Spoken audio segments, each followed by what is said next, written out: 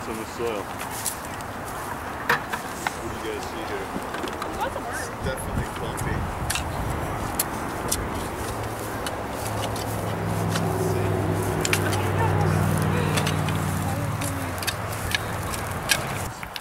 And really rake this surface to a much better tilt. Break up these clods, because especially as the season dries out, the clods become set.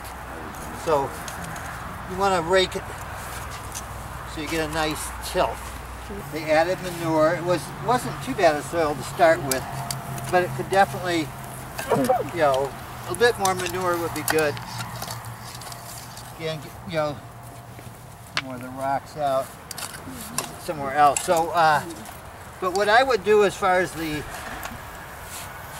layout here, I would bring this double dug bed all the way around to here and just leave a narrow path, and so that this becomes a much bigger bed than it currently is.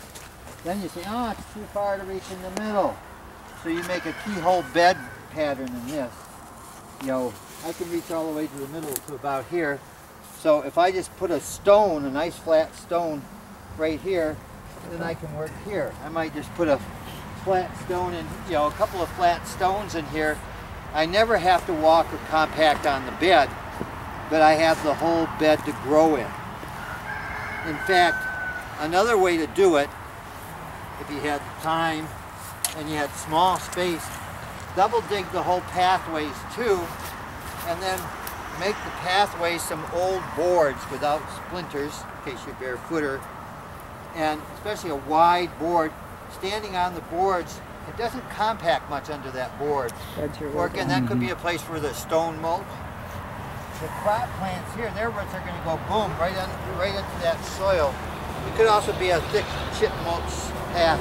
So make it so that the pathway is also all root zone. So the whole thing becomes one big growing root zone. But if you don't have much time, you could just leave it. Eventually, but it is good to, I would definitely say, mulch the pathways for sure. Never, the goal with a double dug bed is never to walk in it.